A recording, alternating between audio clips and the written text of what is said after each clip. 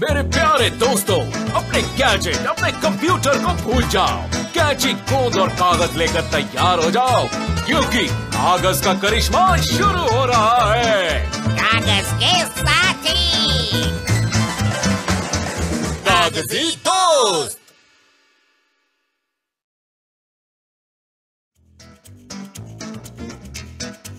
एक सुंदर कागज की दुनिया में अरस्तु नाम का बारहसिंगा और टुक टुक नाम का एक कठफोड़वा रहते थे।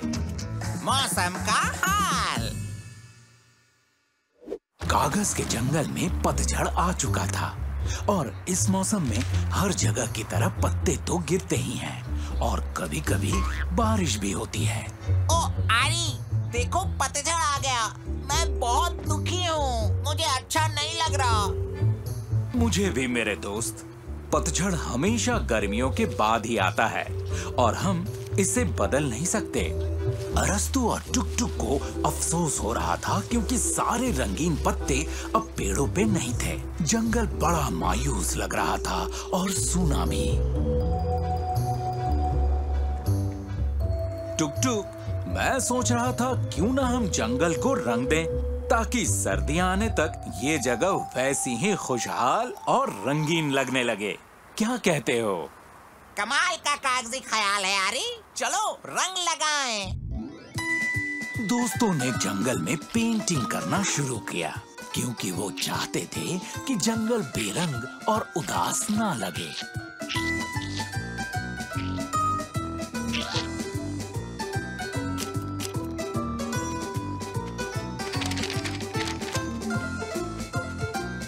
आरी, मुझे लगता है हमने पतझड़ को मात दे दी। ये बात तो तुमने बिल्कुल सही कही दोस्त। पर अरस्तु का कागजी ख्याल ज्यादा देर काम नहीं कर पाया और बारिश हो गई। मायूस होकर दोनों दोस्त खामोशी से घर लौटने लगे। देखो तो आरी, इस छोटे देवदार के पेड़ को पतझड़ और बारिश नहीं हिला पाए। सही कहा तुमने टुक टुक, ये देवदार का पेड़ है। ये सदाबहार पेड़ कहलाता है, समझे कुछ? टुक टुक, ये ख्याल हमें पहले क्यों नहीं आया?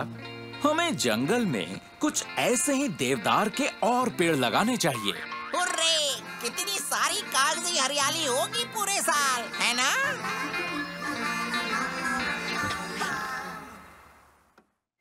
तो टुक टुक, इसे उगाने के लिए हमें चाहिए होंगे इसके बीज। और ये बीज आएंगे कहाँ से? अब इन दोनों दोस्तों को पता लगाना था कि बीज कहाँ से मिलेंगे। टुक टुक, मेरी जांच से पता चला है कि बीज अक्सर फल के अंदर ही होते हैं। देखो, कुछ इस तरह। तो ठीक है आरी, देवदार के बीज भी उसके अंदर ही होंगे। मैं अपनी चोट से उन्हें बाहर निकाल लूंगा।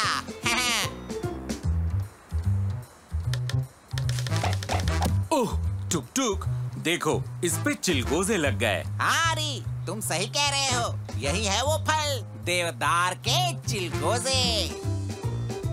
बिल्कुल सही मेरे दोस्त, आखिर हमें कामयाबी मिल ही गई। देखो, यही है वो फल जो हमें चाहिए था। इसके अंदर ही देवदार का बीज भी छुपा हुआ था। वाह वाह, ये कितना आसान था, है ना? हुर्रे! कागजी दोस्त। दोस्तों, हमें चाहिए रंगीन कागज, कैंची, गोंद और एक लकड़ी। पहले कागज में से 2 पीस देवदार के फल की तरह काट लें। अब दूसरे कागज को काट के उसे थोड़ा नुकीला आकार दें और उसे उन दोनों फलों पे गोंद से चिपका दें। बिल्कुल इस तरह से। अब दोनों टुकड़ों को साथ जोड़ लें। अब कटे हुए कागज को नीचे से बारीक काट लें। अब लकड़ी को इन तीनों कागजों में लपेट दें और उसे गोंद से चिपका दें, कुछ इस तरह से। लीजिए, हो गया आपका फल तैयार। कागजी हरियाली है टुक टुक। सही कहा आरी।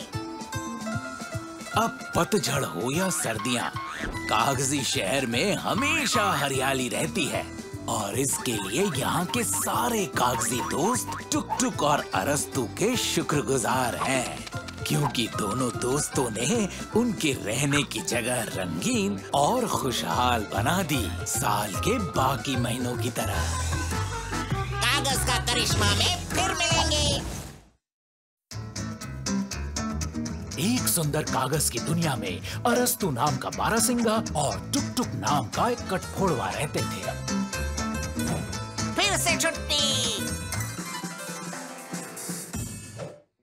सुबह सुबह हमारे दोस्तों को कागज के अपने नरम बिस्तरों में लेटे रहना पसंद था। अभी सूरज भी पूरा नहीं निकला था, पर इस दिन टुक टुक जल्दी उठ गया। हुर्रे, आज शुक्रवार है। टुक टुक ने ऐसा शोर मचाया कि अरस्तु को लगा मानो घर में आग लग गई हो। वो फौरन भागा। क्या जल रहा है? क्या जल रहा है? अरे कुछ जल नहीं रहा, आज शुक्रवार है, मेरा जन्मदिन।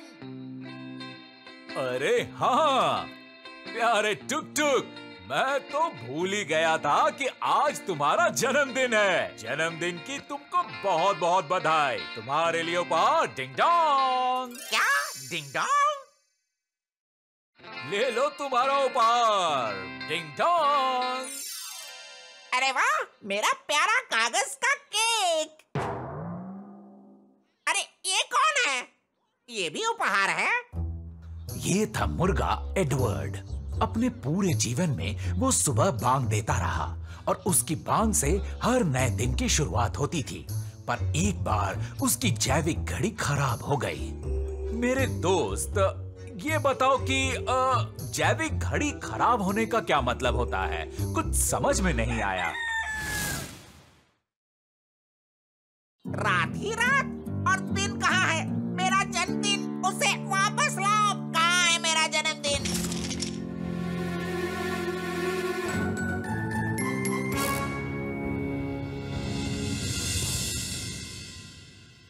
गुरुवार, शुक्रवार, हुर्रे, हुर्रे, कहाँ चल रहा है? क्या चल रहा है? अरे आरी, मुर्गे ने बांग देना बंद कर दिया और समय रुक गया। आज फिर से शुक्रवार है और मेरा फिर से जन्मदिन आ गया। हुर्रे! पर ऐसा नहीं हो सकता टुक टुक। Ding dong. विश्वास करना बहुत कठिन था, पर समय कागज की दुनिया में सचमुच रुक गया था। चलो फिर कुछ मजेदार हो जाए। मंगलवार, शुक्रवार, मंगलवार, शुक्रवार, मंगलवार, शुक्रवार, मंगलवार। आ गया पांचवा शुक्रवार लगातार। जन्मदिन का केक पहले की तरह अपनी जगह पर था, बस केवल दोस्तों की खुशियां थोड़ी कम हो गई थी। वो बोर हो गए थे। टुक टुक, मैं अब और इस केक को नहीं देख सकता। मैं बोर हो गया हूँ। मैं भी बोर हो गया हूँ आरी। एक काम करते हैं, मुर्गे को कहते हैं बांग दे और दिन बदल जाएगा। इससे कोई फायदा नहीं होगा मेरे दोस्त। इसकी जैविक घड़ी खराब हो गई है और अब नई सुबह इसके बांग देने से नहीं होगी। ये हमारी कोई मदद नहीं कर पाएगा। तो अब क्या करें आरी?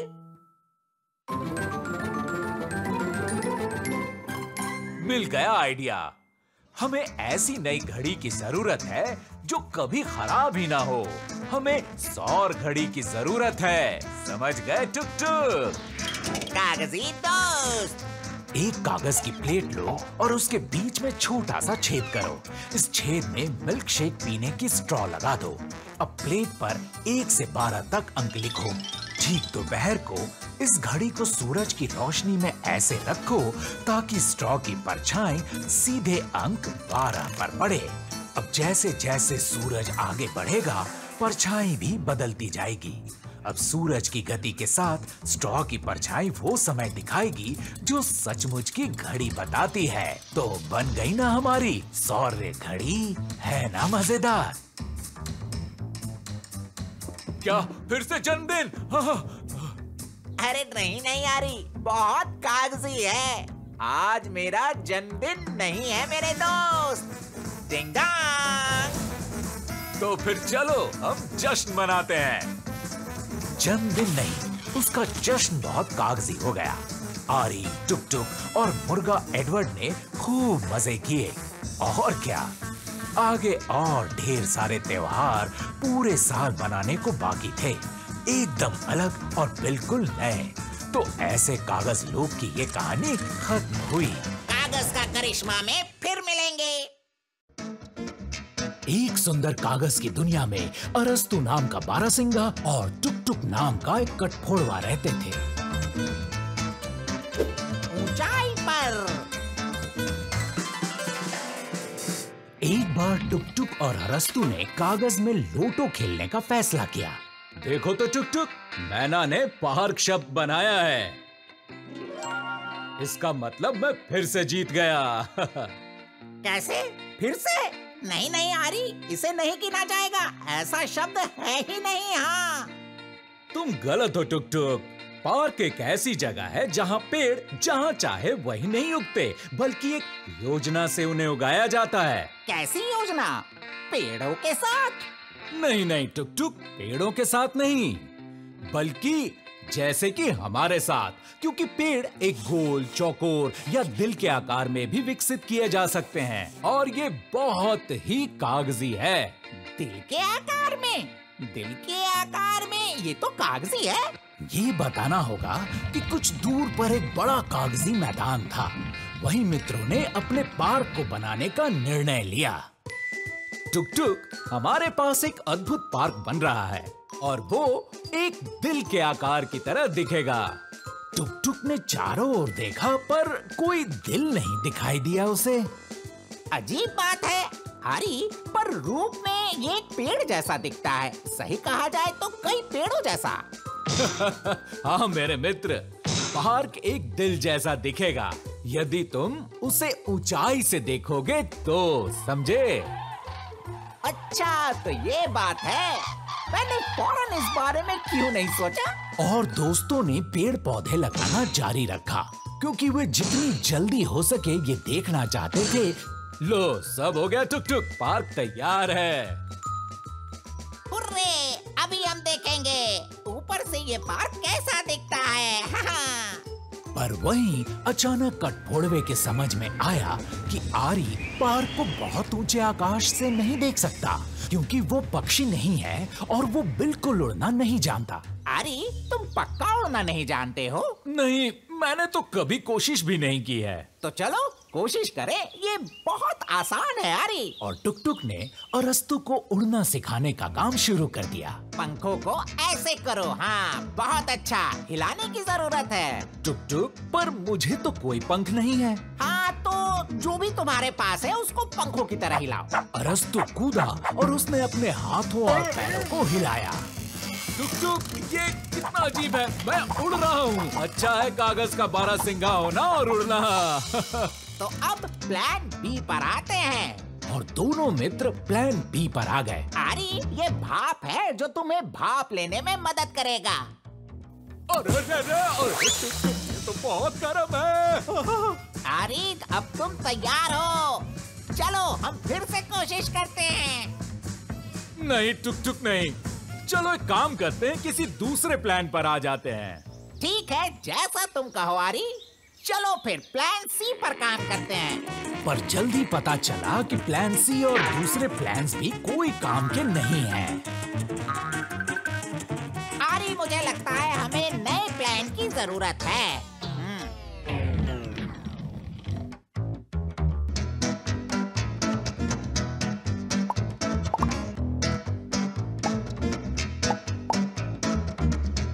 ठीक है, बेशक हमें जरूरत है सिर्फ एक प्लान की नहीं, हमें प्लेन यानी हवाई जहाज की जरूरत है। हुर्रे, हवाई जहाज! वाह, क्या कागजी है, कागजी दोस्त। एक कागज के पन्ने को लेकर आधे में मोड़े और कोनों को केंद्र की ओर मोड़े। अब ऊपरी भाग को रखकर और कोनों में फिर से मोड़े। कागज को आधे में मोड़े और पंख के समान मोड़े। आपका हवाई जहाज तैयार है। अच्छा कागजी है, अब हम ऊंचे आकाश से अपने पार्क को देख सकेंगे। हाँ, सिर्फ तुम ही नहीं, मैं भी देख सकूंगा टुक टुक। अरे वाह, हवाई जहाज, मजा आ गया। बारहसिंघा अरस्तु और कठफोड़वा टुक टुक ने उड़ने का आनंद लिया। तो इस प्रकार से ये कहानी भी बहुत ही कागजी समाप्त हो गई। ये पता चला कि उड़ तो कोई भी सकता है जिनके पास कल्पना हो, और इसके लिए पक्षी होना कोई जरूरी नहीं है। कागज का करिश्मा में फिर मिलेंगे।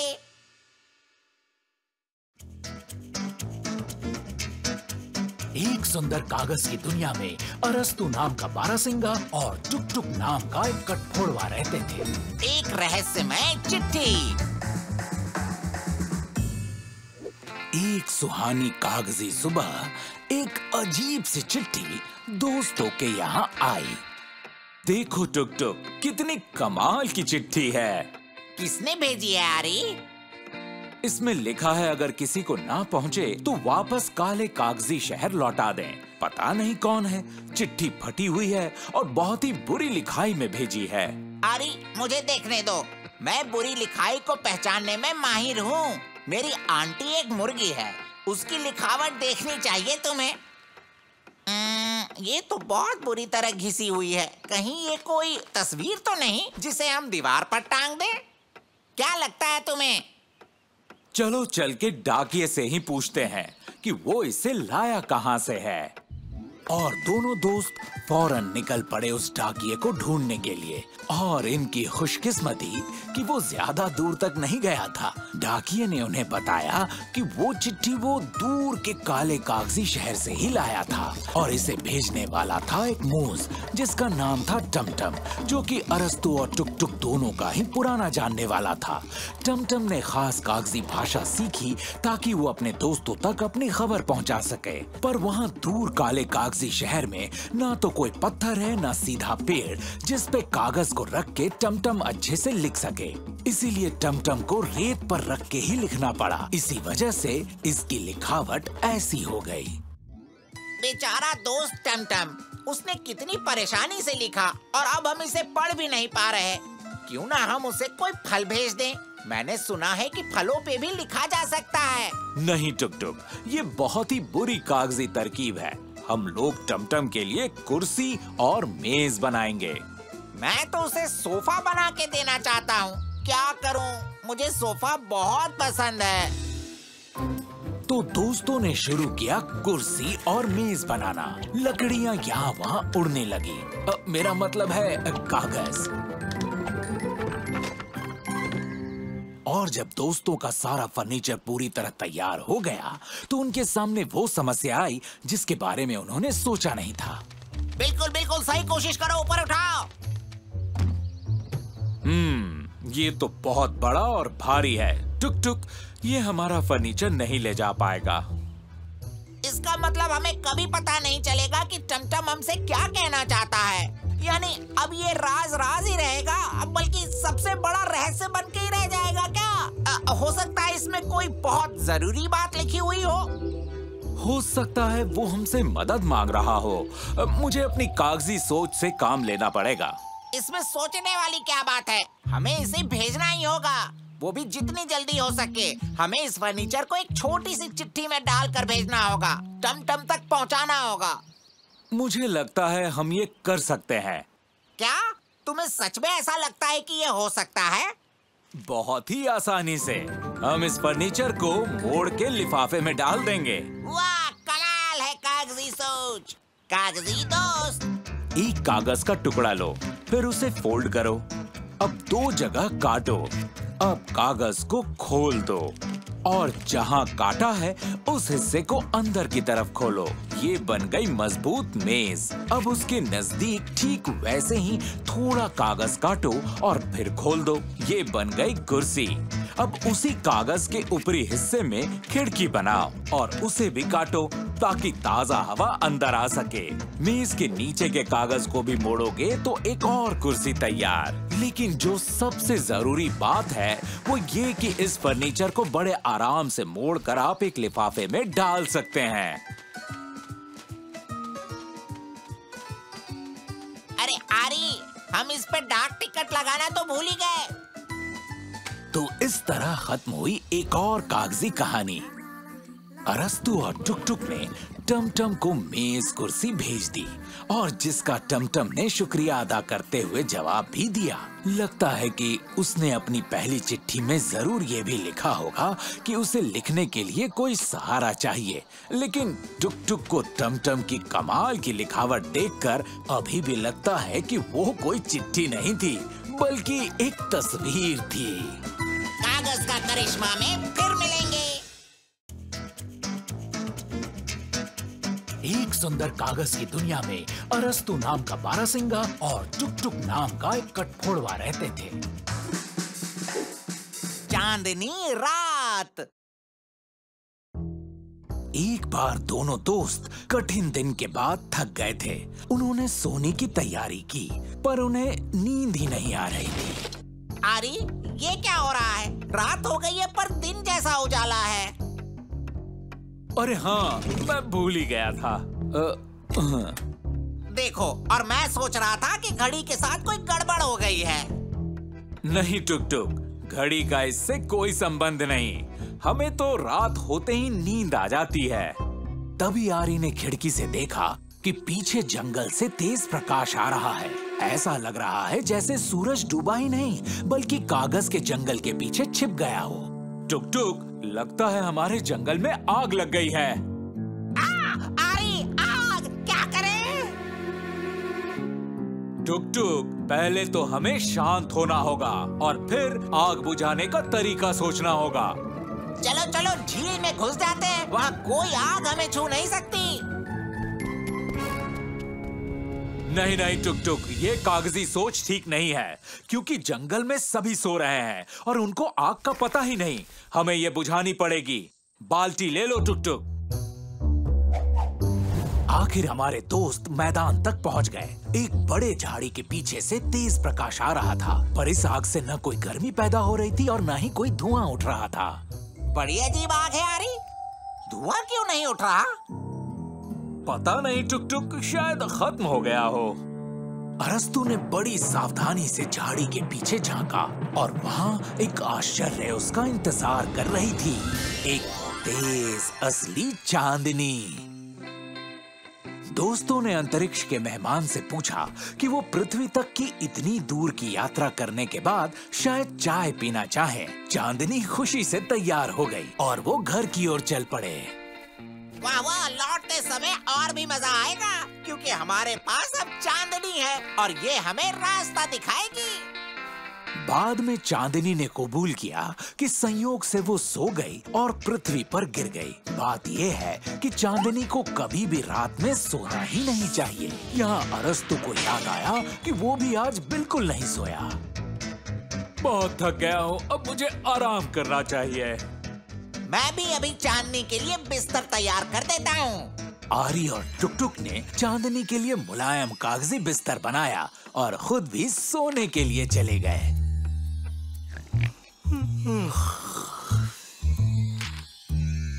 ओहो टुकटुक, बिल्कुल नींद नहीं आ रही। गुड मॉर्निंग आरी। मेरा मतलब है गुड नाइट। ओहो, मैं पूरा चकरा गया हूँ। इस तेज प्रकाश के कारण मुझे नींद नहीं आ रही। कुछ तो करना पड़ेगा। क्या करें? सोचो आरी, सोचो। यहाँ तो कागजी सोचना पड़ेगा टुकटुक। अरस्तु ने अपना डबल बास ले लिया और एक धुन बजाना शुरू किया। इससे उसे सोचने में मदद मिलती थी। लगता है मैंने सोच लिया। हम एक गुलेल बनाएंगे टुकटुक और चांदनी को वापस आसमान में भेजेंगे। कहो कैसी रही? कागजी दोस्त। पहले एक चौकोर कागज लेंगे, फिर उसे आधे में मोड़ लेंगे और फिर उसके कोनों को केंद्र में मोड़ लेंगे। कुछ इस तरह बराबर करें और फिर एक बार और मोड़ें। अब ये सब उल्टा करें। आधा आधा मोड़ लें और मोड़ के कोनों को दाईं और बाईं अंदर की तरफ दबा दें, ऐसे। अब उसे सीधा करें और बाल्टी का आकार दें। अब देखिए, हमारी गुलेल तैयार है। टुकटुक, चांदनी को इस बाल्टी में रखो और गुलेल को खींचो, पर सावधानी से। ध्यान देना कि कहीं चांदनी फिर से वापस जंगल में ना गिर जाए। समझ गए? आरी, मैं कोशिश जरूर करूंगा पर वादा नहीं कर सकता। मैं जिंदगी में पहली बार गुलेल का इस्तेमाल कर रहा हूँ।